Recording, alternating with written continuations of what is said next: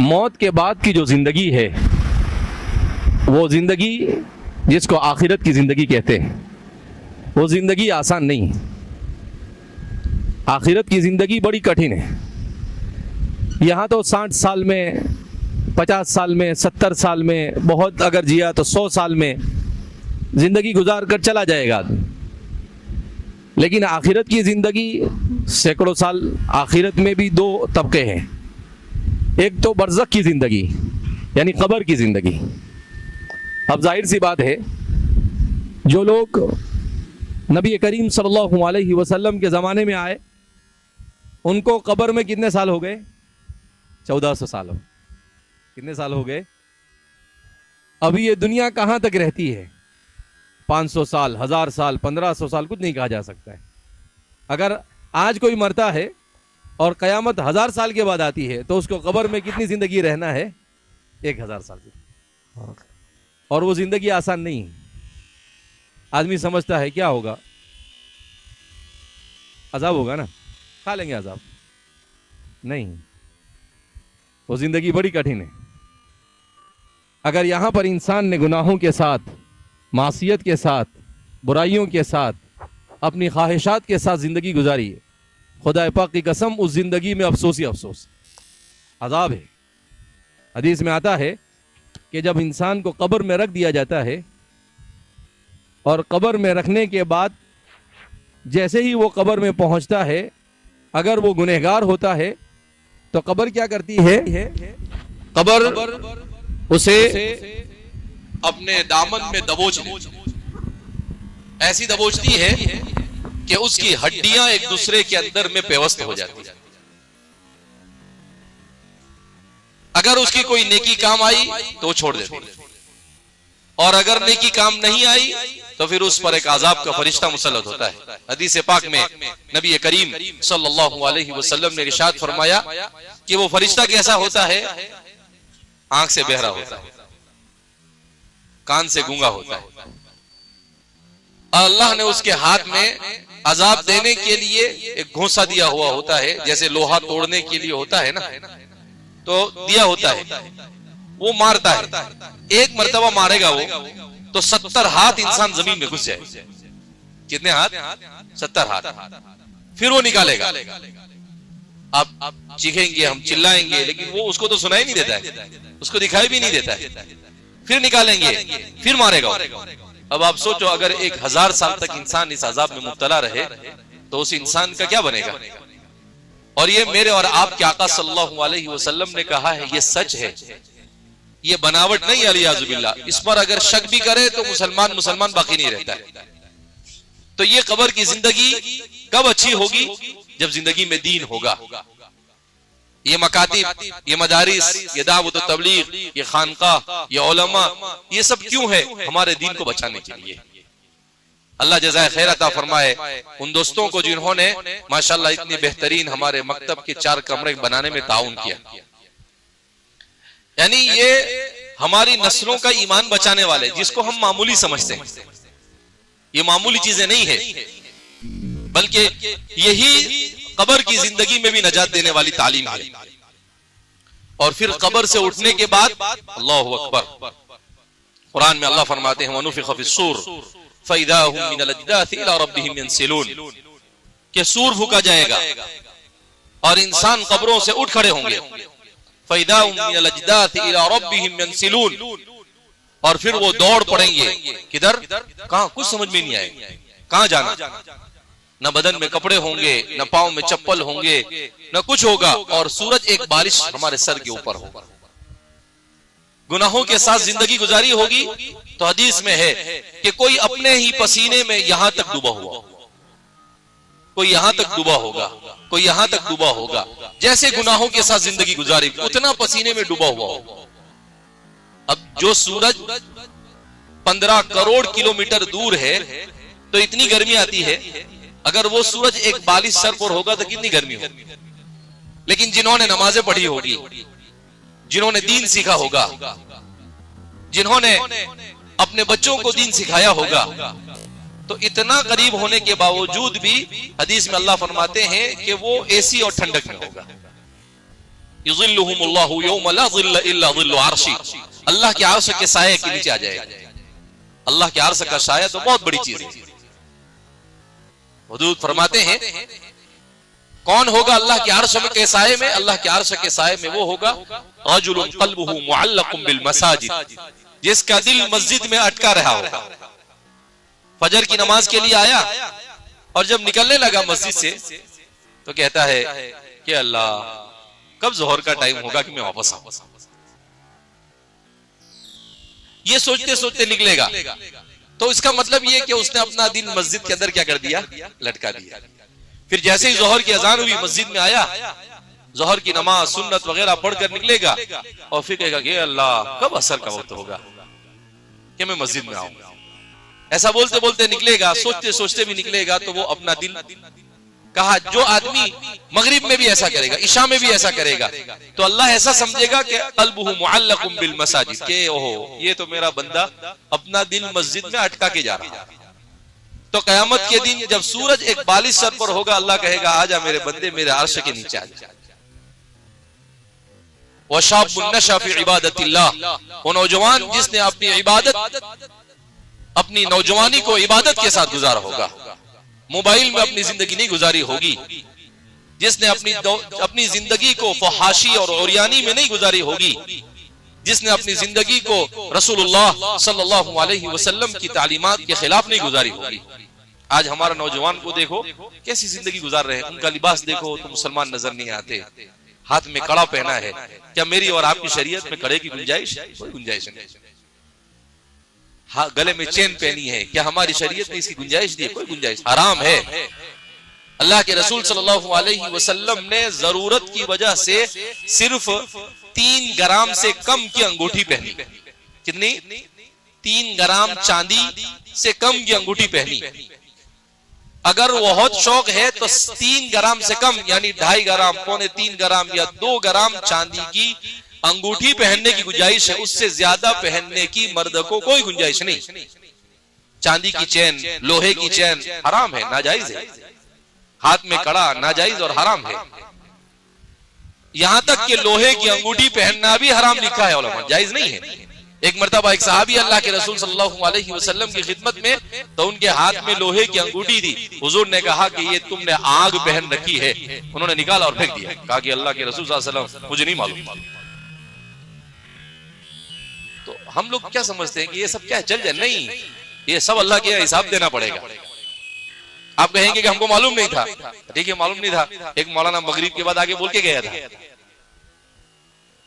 तो मालूम नहीं था तो मालूम करना चाहिए आपको। आपने क्यों दीन को सीखा नहीं? आप तो 3 किलोमीटर के ऊपर पूरा मौलाना लोगों का पूरा इतना बड़ा जम्ब गफीर रहता था, आपने क्यों फिक्र नहीं की अपनी और अपने बच्चों में दीन को जिंदा करने? आपको फिक्र करनी चाहिए। अब कब्र से उठेगा आदमी, वहां गुनाहों के साथ जिंदगी होगी तो वहां परेशान होगा। फिर अल्लाह के मैदान, अल्लाह के पास आएगा मैदान हश्र में। अल्लाहु अकबर। अपने बाजू वाले को भी आंख उठा के नहीं देखेगा। क्यों? अपनी पड़ी होगी उसको, नफसी नफसी। हर आदमी नफसा नफसी में होगा, किसी की तरफ नजर उठाकर भी नहीं। वो ये सोच के अल्लाह क्या होगा मेरा, पता नहीं जहन्नम में जाऊंगा या जन्नत में जाऊंगा। फिर अल्लाह के यहाँ हिसाब किताब शुरू होगा। तो कहा कि भाई देखो तराजू में रखो इसके अमाल को, अगर गुनाह ज्यादा होंगे तो अल्लाह कहेगा कि भाई ये आदमी जहन्नम में पार्सल करो। कुरान करीम में अल्लाह फरमाते हैं वअम्मा मन ऊतिया किताबहु बिशिमालिही फयक़ूलु या लैतनी लम ऊत किताबिया, जिसको उसका नाम अमाल उसके बाएं हाथ में दे दिया जाएगा, वो कहेगा या लैतनी लम ऊत किताबिया, हाय काश कि मुझे मेरा नाम अमाल दिया ही न जाता। वलम अद्री मा हिसाबिया, मुझे मेरा हिसाब ही न दिया जाता। अभी तो वो सोच रहा होगा कि अल्लाह की तरफ से आवाज खुदूहु फगुल्लूहु सुम्मल जहीम सल्लू, पकड़ो इसे, इसको जंजीर के अंदर जकड़ दो और इसको उठाकर जहन्नम में फेंक दो। तो फरिश्ते आएंगे, पकड़ेंगे, जंजीरों में, हाथ में, पांव में कड़िए डालेंगे और फिर उसको उठाकर जहन्नम में क्या कर देंगे? फेंक देंगे। तो मरने के बाद की जिंदगी आसान नहीं है, बड़ी कठिन जिंदगी है। मगर आज का मुसलमान सब भूल गया। बस वो फैशन की जिंदगी, मोबाइल की जिंदगी, अय्याशी और औरियानी की जिंदगी, न नमाज की पढ़ी, न दीन सीखना, न कुरान पढ़ना, कुछ नहीं। खुदा पाक की कसम, सिवाय पछतावे के कुछ हाथ नहीं आएगा। इसलिए मेरे भाई दोस्तों बुजुर्गों, मरने के बाद की जिंदगी, ओ महादिल हयातुद दुनिया इल्ला लहू व लइब व इन्न दारल आखिरत लहियल हयावान। असल जिंदगी तो मौत के बाद की जिंदगी है। इस मुख्तसर सी जिंदगी में मेहनत करना है और इसी मेहनत को लेकर कहां जाना है, हमेशा हमेशा के लिए जन्नत में जाना है। तो इसलिए हमें फिक्र करनी पड़ेगी, अपने औरतों में दीन की फिक्र, अपने बच्चों में दीन को जिंदा करने की फिक्र, अपने नौजवानों में दीन को जिंदा करने की फिक्र, अपने बूढ़ों में दीन को जिंदा करने की फिक्र। ये गफलत के साथ, सुस्ती के साथ, बेतवज्जुही के साथ जिंदगी गुजारना अपने आप को जहन्नम के घड़े में फेंकना है। और जिसने नमाज पढ़ी होगी, रोजे रखे होंगे, शरीयत के मुताबिक जिंदगी गुजारी होगी, उसका क्या हाल होगा वहां पर? तो फरमाते हैं, वअम्मा मन ऊतिया किताबहु बियमीनी, और जिसको उसका नाम आमाल उसके सीधे हाथ में दिया जाएगा। तो जैसे बच्चे का 10वीं का 12वीं का रिजल्ट आता है और 80% 90% आया तो बच्चा क्या करता है? सबको बताता फिरता, देखो मैं तो 90%। कबिल को ऐसा होगा, जिसको उसका नाम आमाल सीधे हाथ में दे दिया जाएगा तो कहेगा, हाँ उम्मुक़रऊ किताबिया, देखो भाई पास हो गया, अपन तो बच गए और पास हो गए। यहाँ तो सबको बिताता फिरेगा, हाँ उम्मुक़रऊ किताबिया, देखो मेरा नाम है, पढ़ो, अल्हम्दुलिल्लाह में क्या हो गया? कामयाब हो गया। तो उस कामयाबी के लिए यहां मेहनत करनी पड़ेगी। उस कामयाबी के लिए यहां मनमानी जिंदगी गुजारेंगे तो नहीं चलेगा। बच्चा भी नमाज नहीं पढ़े, माँ बाप भी नमाज नहीं पढ़े, पूरा घर फजर की नमाज हो रही है और पूरा घर सो रहा है। आप सोचो अल्लाह की कितनी लानत नाजिल होती होगी, अल्लाह कितना नाराज होता होगा। अभी ये इतनी बड़ी बस्ती है माशाल्लाह, आप इतने सारे लोग आए, फजर में कितने लोग आते इमाम साहब? मुझे मालूम था ये जवाब मिलने वाला है। इमाम साहब बोले फजर में 5 से 7 लोग आते, यानी 99% लोग नमाज नहीं पढ़ते, बल्कि उससे ज्यादा। कुल कितने मर्द औरत सब बच्चे, मानी मर्द और बच्चे कितने होंगे? कितने घर हैं यहाँ पर? 150 मकानात है और 150 मकानात में 7 लोग नमाज पढ़ते हैं। कितना अफसोस है मेरे भाइयों दोस्तों बुजुर्गों। ये हलाकत की जिंदगी है, ना दुनिया में कुछ मिलेगा ना आखिरत में कुछ मिलेगा। जरा सोचे हम कि हम कहां जा रहे हैं। फिर हम कहते हैं कि हमारे ऊपर अजाब आता है, हम पर तकलीफ आती है, हमें ये होता है, हमें वो होता है। जाहिर सी बात है, अल्लाह फरमाते हैं ज़हरल फसादु फिल बर्रि वल बहरि बिमा कसबत ऐदीन नास, तुम्हारे करतूतों की वजह से तुम पर अजाब आता है। लिहाजा इस बिना पर यह अफसोस है कि हम अपनी मस्जिदों को जिंदा नहीं रखते। हदीस में आता है कि जिस मस्जिद को बनाने के बाद उसको आबाद नहीं किया जाता, तो ये मस्जिद अल्लाह को कहती है कि अल्लाह ये मुझे आबाद नहीं कर रहे हैं, वीरान कर रहे हैं, अल्लाह तो इस बस्ती को वीरान। ये मस्जिद अल्लाह के सामने बद्दुआ करती है। हमारे उलमा ने लिखा है कि जब मुसलमानों ने नमाज को छोड़ा तो मुसलमानों की बस्तियां नहीं, मुसलमानों के मुल्कों के मुल्क क्या हो गए? वीरान। इसलिए मेरे भाइयों दोस्तों बुजुर्गों, बहुत बड़ा लम्हा फिक्रिया है, हम नमाज नहीं पढ़ते। उम्मत में नमाज, हालांकि नमाज हुजूर ने कहा जिसने नमाज को छोड़ा वो काफिर बन गया। जिसने नमाज को छोड़ा वो क्या बन गया? मुसलमान बाकी नहीं रहता है। और हम जिंदगी में कभी कभी नमाज पढ़ते, कोई 8 की होता है, कोई खाट की होता है, कोई 360 की होता है। 8 की का मतलब जुम्मा टू जुम्मा, यानी 8 दिन में एक नमाज पढ़ते हजरत। क्यों? बहुत बिजी हजरत। किसमें हजरत? मोबाइल में बिजी, हजरत गीबत करने में बिजी, हजरत गुनाह करने में बिजी है। 8 दिन में एक नमाज, और कहा कि वो भी जुम्मा भी इसलिए पढ़ते हैं कि भाई जुम्मा नहीं पढ़ो तो बोले काफिर बन जाए। अरे भाई एक नमाज नहीं पढ़ो तो काफिर बन जाता है, जुम्मा की क्या बात करता है? तो 8 की होते, 8 की तो अब 7 लोग आ रहे हैं, मतलब 7 के अलावा सभी 8 की। और कुछ लोग होते खाटकी। खाटकी का मतलब खाली जनाजे की नमाज में आते, उसको बोलते खाटकी, कि भाई ये हजरत खाली जनाजे की नमाज पढ़ते, यानी जनाजे की नमाज पढ़े और अपने जनाजे की फिक्र नहीं कर। और कुछ लोग तो उनसे भारी होते हैं 360 की, यानी ईद के दिन नमाज पढ़ते ईदगाह में आके और फिर सीधा दूसरी ईद को आएंगे, वहां तक कि हजरत को फुर्सत ही नहीं। बहुत बिजी जिंदगी गुनाहों के साथ। कितने अफसोस की बात है। अभी मैं परसों एक जगह पर गया परभनी, तो कुछ नौजवान उलमा थे। उन नौजवान उलमा ने जबरदस्ती में ना कहा इतना दूर कैसे आना, लेकिन ले गए वो लोग। कहा कि हमने रमजान के बाद ऐलान किया कि 6 साल 7 साल 8 साल की उम्र के जो बच्चे 40 दिन तक नमाज पढ़ेंगे, एक भी नमाज नहीं छूटेगी उनको एक साइकिल इनाम। बड़ा शहर है मुसलमानों का। तो कहा कि हमने 10 साइकिल रखी और वो हमने डायरी तकसीम किया कि भाई नमाज पढ़ने की, तारीख लिखने की और इमाम साहब की साइन लेने कि भाई हाँ जमात के साथ नमाज पढ़ी। तो माशाल्लाह उस शहर में कितने बच्चों ने नमाज पढ़ी मालूम? 260 से ज्यादा बच्चों ने 40 दिन में एक भी नमाज नहीं छोड़ी। कितने? 260 से ज्यादा बच्चे।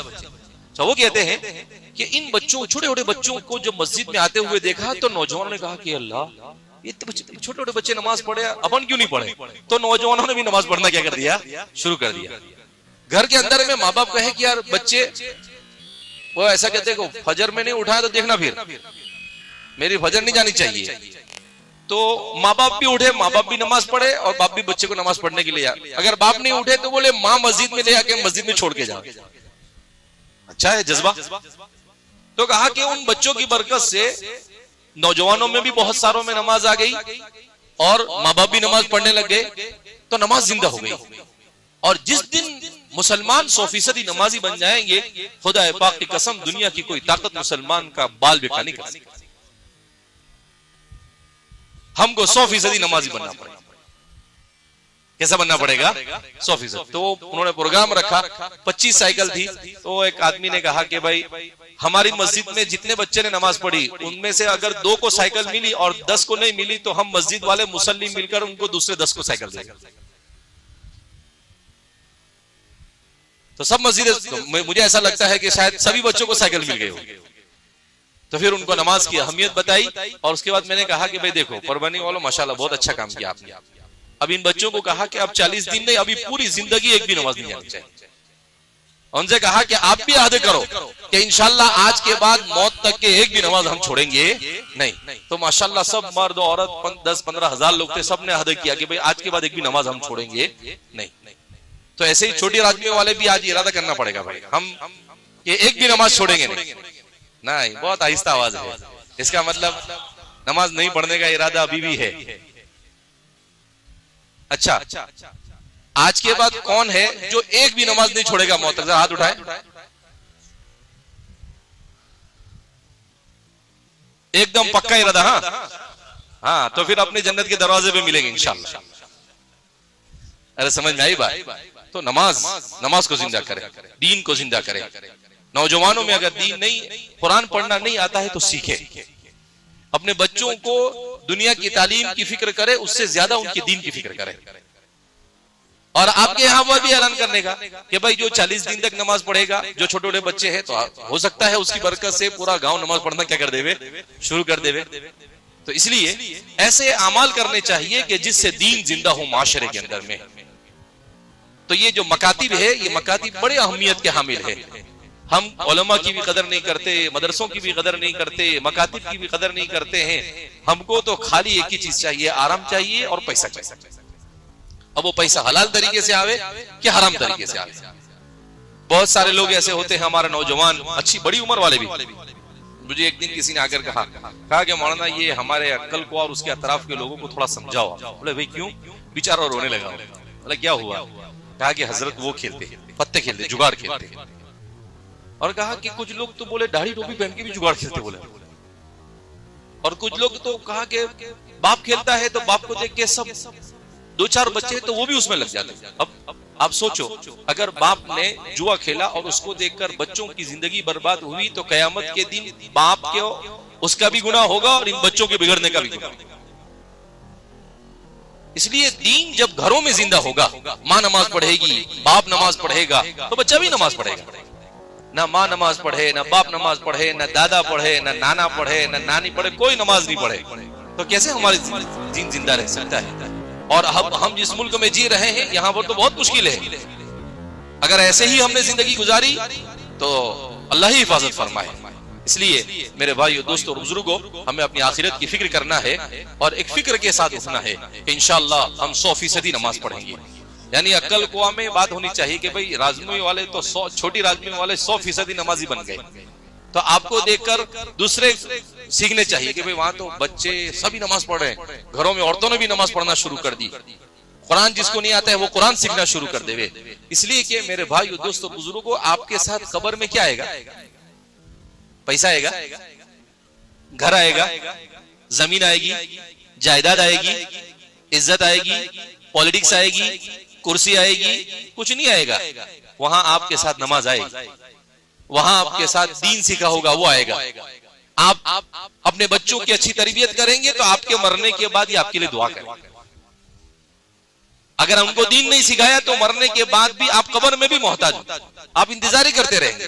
हदीस में आता है कि जब कोई आदमी मरने के बाद नेक औलाद को छोड़ता है और वो नेक औलाद उसके लिए दुआ करती है और कुरान पढ़ती है, तो सबके आमाल वहां पर तकसीम होते हैं, सबको पार्सल दिया जाता है। तो जिन लोगों को पार्सल मिलता है वो खुश होते हैं, और जिनको पार्सल नहीं मिलता है तो वो कहते हैं कि देखो ना, मेरे पीछे कोई दुआ करने वाला नहीं, मुझे कोई 3 मरतबा कुलू अल्लाहु अहद पढ़ के बख्शने वाला नहीं। अल्लाह जज़ाए खैर अता फरमाए मेरे वालिद मोहतरम को, उन्होंने अच्छी तरबियत की। तो आज क्या है, रोजाना अल्हम्दुलिल्लाह उनके इंतकाल को 40 दिन हो जा रहे हैं, लेकिन एक दिन ही नागा नहीं गया, मैं फजर की नमाज के बाद जिक्र करता हूं, जिक्र करके उनकी कब्र पे जाता हूं और सूरह यासीन की तिलावत करता हूं और कुछ कुरान पढ़ता हूं, उसके बाद मैं घर जाता हूं। तो ये उन्होंने हमारी तरबियत अच्छी की, तो आज उनको इंशाअल्लाह कब्र की जिंदगी में भी क्या है, सुकून ही सुकून है। तो इसलिए बहुत जरूरी है। अल्हम्दुलिल्लाह 40 दिन से उनकी कब्र पे जाता हूँ, दिन में जाऊं, रात में जाऊं, कभी ऐसा नहीं हुआ कि उनकी कब्र पर कोई नहीं हो। 2-4 लोग होते ही कुरान पढ़ने वाले। तो इसलिए मेरे भाइयों, दोस्तों और बुजुर्गों, दीन होगा तो कामयाबी ही कामयाबी है, दुनिया में भी और आखिरत में। और दीन नहीं होगा तो नाकामी ही नाकामी।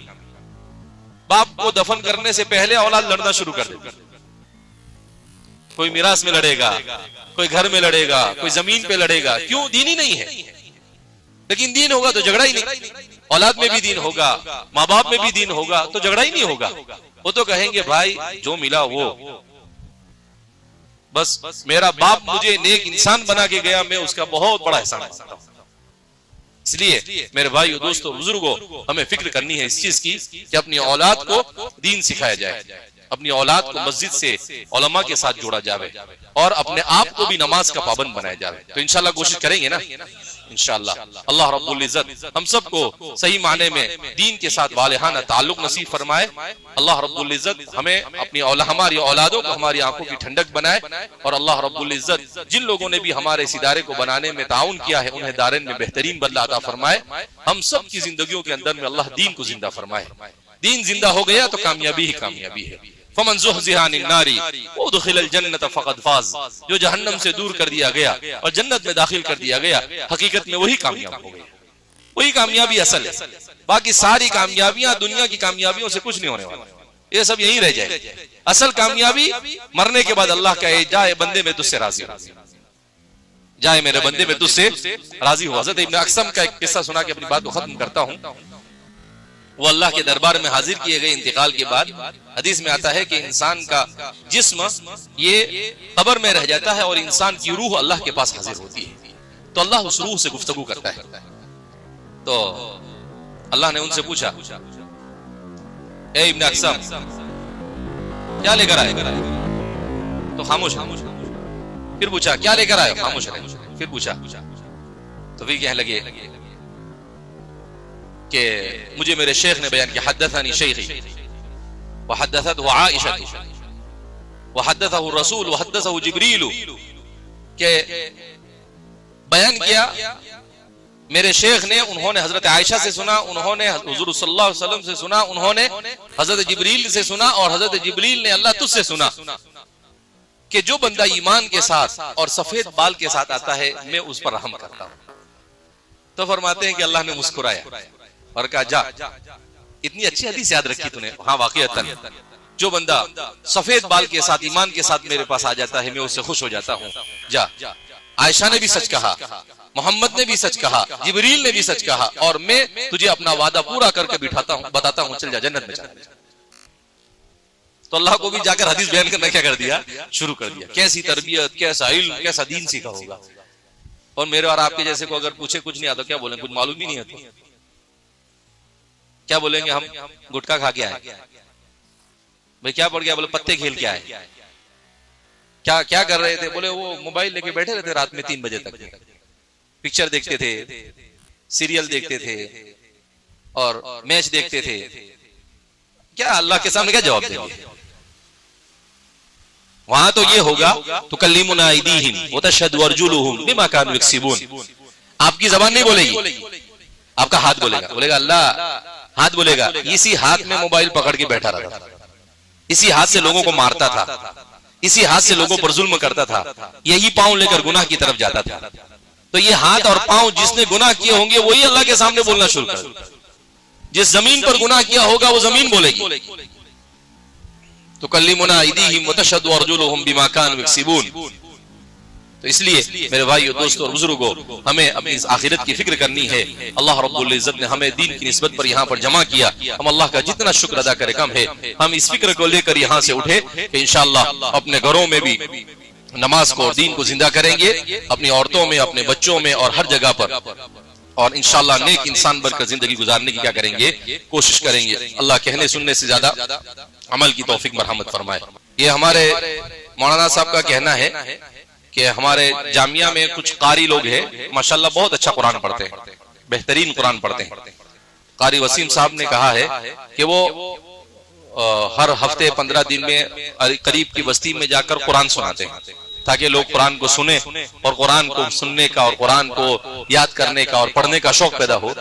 तो इस जुमेरात को मगरिब के बाद यहाँ पर आपकी मस्जिद में वो कारी हजरात आएंगे और बेहतरीन अंदाज में कुरान आपको क्या करेंगे, सुनाएंगे।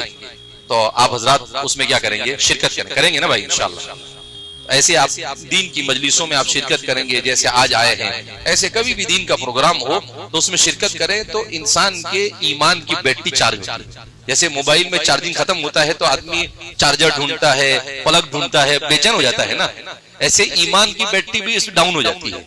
तो ये अल्लाह वालों के पास बैठे, उलमा के पास बैठे, दीन के हल्के में बैठे, मस्जिद में आए, बयान में बैठे, कुरान सुने तो फिर ये बैटरी चार्ज होती है। लेकिन चार्जिंग भी खत्म हो जाता है, बैटरी भी टूट जाती है और अपने को फिक्र ही नहीं रहती है।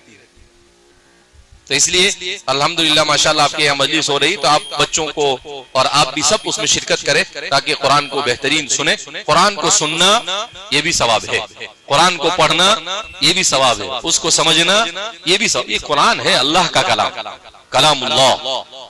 हजरत इकरमा बिन अबी जहल रदी अल्लाह तआला, बाप तो अबू जहल है लेकिन बेटे सहाबी बन गए, मुसलमान हो गए, बेहतरीन सहाबी।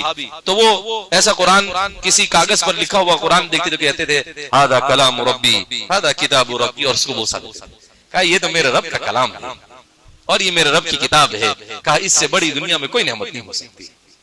इसलिए आप हजरात इंशाअल्लाह उस मजलिस में क्या करेंगे, शिरकत करेंगे। इस तरह से इंशाअल्लाह हमारे अंदर दीन क्या हो जाएगा, जिंदा हो जाएगा। अल्लाह रब्बुल इज्जत हम सबको कहने सुनने से ज्यादा अमल की तौफीक मरहमत फरमाए। अल्लाहुम्मा सल्ली अला सय्यिदिना व नबियना व शफीअना व सनदना व मौलाना मुहम्मदिन व बारिक व सल्लिम। रब्बना इग़फिर लना ज़ुनूबना व इसराफना फ़ी अमरिना व थब्बित अक़दामना वंसुरना अलल क़ौमिल काफ़िरीन। अल्लाहुम्मा इन्नका अफ़ुव्वुन करीमुन मलिकुन तुहिब्बुल अफ़्व फ़अफ़ु अन्ना या करीम या मुशर्रिफ़ल क़ुलूब शर्रिफ़ क़ुलूबना इला ताअतिक व या मुक़ल्लिबल क़ुलूब थब्बित क़ुलूबना अला दीनिक। अल्लाहुम्मा इन्नका अफ़ुव्वुन करीमुन मलिकुन तुहिब्बुल अफ़्व फ़अफ़ु अन्ना या करीम। रब्बना हब लना मिन अज़वाजिना व ज़ुर्रिय्यातिना क़ुर्रता अयुनिन वजअलना लिल मुत्तक़ीना इमामा। ए अल्लाह हमारे गुनाहों को माफ फरमा, हमारी खताओं को माफ फरमा, हमारी लफ्ज़ों को दरगुजर फरमा। ए अल्लाह हमारी इस बस्ती में दीन को जिंदा फरमा। ए अल्लाह हमारी इस बस्ती के हर हर फर्द को नमाज का पाबंद बना, कुरान के साथ इश्क और मोहब्बत नसीब फरमा, रसूलुल्लाह सल्लल्लाहु अलैहि वसल्लम की सुन्नतों को अपनी जिंदगी में जगह देने की तौफीक मरहमत फरमा। ए अल्लाह औरतों में दीन को जिंदा फरमा, बच्चों में दीन को जिंदा फरमा, नौजवानों में दीन को जिंदा फरमा। ए अल्लाह बुढ़ों में हर अधेड़ उम्र में दीन को जिंदा फरमा। ए मौलाए करीम हम सबको तेरी मोहब्बत अदा फरमा, तेरा इश्क नसीब फरमा, तेरे रसूल सल्लल्लाहु अलैहि वसल्लम की मोहब्बत और उनकी इत्तिबा की तौफीक मरहमत फरमा। ए अल्लाह गुनाहों से हमारी हिफाजत फरमा। ए अल्लाह पूरी दुनिया की ताकतें हमारे ईमान को सल्ब करने के पीछे लगी हुई है। ए मौलाए करीम ए अल्लाह तू ही हमारी हिफाजत फरमा। ए अल्लाह हमें ईमान पर इस्तिकामत नसीब फरमा। ए अल्लाह दीन पर इस्तिकामत नसीब फरमा। ए अल्लाह हम ये चाहते हैं कि तू हमसे राजी हो जाए। ए अल्लाह तू राजी हो गया तो सब कुछ मिल गया, तू नाराज हो गया तो सब मिलकर भी बेकार है। ए अल्लाह दौलत मिल जाए और तू न मिले तो क्या फायदा। ए अल्लाह इज्जत मिल जाए और तू न मिले तो क्या फायदा। ए अल्लाह फायदा इसी में है कि तू मिल जाए। ए मौलाए करीम हमें तो सिर्फ तू चाहिए। ए अल्लाह तेरी रजा चाहिए, तेरी मोहब्बत और तेरा इश्क चाहिए, तेरा दीन चाहिए, तेरे रसूल का ताल्लुक चाहिए, सहाबा की मोहब्बत चाहिए। ए मौलाए करीम ये अजीम नियामतें हम सबको अता फरमा। ए अल्लाह बेदीनी को हमारे माशरे से खत्म फरमा, बदअखलाकी को खत्म फरमा। ए मौलाए करीम हमारे मुआशरे में ए परवरदिगार आलम जितनी भी खुराफात उन तमाम खुराफातों को खत्म फरमा, जाहिरी बाती गुनाहों से हमारी हिफाजत फरमा। ए मौलाए करीम हमें अपनी इस मस्जिद को आबाद करने की तौफीक मरहमत फरमा। जिन दोस्तों ने मकतब के लिए ताउन किया है उन्हें दारेन में बेहतरीन बदलाता फरमा। हाजिरीन मजलिस की मगफिरत फरमा, सबकी जायज तमन्नाओं को पूरा फरमा। ए मौलाए करीम हम सबको दीन के हर काम के साथ मोहब्बत और ताल्लुक नसीब फरमा। ए परवरदिगार आलम ए मौलाए करीम सबकी जायज तमन्नाओं को पूरा फरमा, सबकी औलादों को उनकी आंखों की ठंडक बना। ए अल्लाह जिनके औलाद नाफरमान है उन्हें फरमा बरदार बना। ए मौलाए करीम हमें अपने वालिदैन के हुकूक अदा करने की तौफीक मरहमत फरमा। ए परवरदिगार आलम हर किस्म की मोहलिक बीमारियों से हमारी हिफाजत फरमा। ए अल्लाह तो हमारा खात्मा ईमान पर फरमा। ए अल्लाह हमारा खात्मा ईमान पर फरमा। ए मौलाए करीम ए अल्लाह हमारे मदारिस की हिफाजत फरमा, खानकाहों की हिफाजत फरमा, दावत और तबलीग की हिफाजत फरमा, हमारे उलमा की हिफाजत फरमा, हमारे मुबल्लिगीन की हिफाजत फरमा। हम सब में इत्तिहाद और इत्तिफाक पैदा फरमा, नफरत को खत्म फरमा। ए अल्लाह दीन की निस्बत पर हमारे अंदर मोहब्बत और प्यार नसीब फरमा। ए मौलाए करीम ए अल्लाह हमारे बुजुर्गों में जितने भी लोग बीमार हैं उन तमाम को सेहत कामिला नसीब फरमा। ए अल्लाह वालिद साहब को और जो लोग भी आपके पास आ चुके हैं मौलाए करीम की मगफिरत फरमा। अल्लाह हमें भी अपनी मौत की तैयारी करने की तौफीक मरहमत फरमा। अल्लाह हम अपनी आखिरत अपनी कब्र और अपनी मौत से गाफिल जिंदगी गुजार रहे हैं। मौलाए करीम अगर ऐसे ही जिंदगी गुजारी तो क्या बनेगा हमारा। ए अल्लाह आखिरत की इतनी लंबी हमेशा हमेशा की जिंदगी ए अल्लाह हम कैसे जहन्नम में गुजार सकते हैं। अल्लाह हम कमजोर हैं, अल्लाह हम नातवा है। अल्लाह तू जबरदस्ती ही हमें दीन की तरफ ले आ। ए मौलाए करीम ए परवरदिगार आलम ए अल्लाह हमें अपनी औलाद की ईमानी और इस्लामी तरबियत करने की तौफीक मरहमत फरमा। ए अल्लाह तो हमारी दुआओं को नबी करीम सल्लल्लाहु अलैहि वसल्लम के सदक़े तुफ़ैल कबूल फरमा। व सल्लल्लाहु अला नबिय्यिना मुहम्मद व अला आलिहि व अस्हाबिहि अजमईन बिरहमतिका या अरहमर राहिमीन वल्हम्दुलिल्लाहि रब्बिल आलमीन। उम्मीद करते हैं नाज़रीन ये वीडियो आपको बहुत अच्छी लगी होगी। इस वीडियो को आप शेयर कीजिए, सब्सक्राइब कीजिए और लाजमी अपने दोस्त यार तक इसको शेयर कर दें।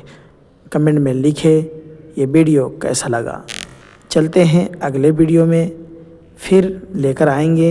अस्सलामु अलैकुम वरहमतुल्लाहि वबरकातुहू।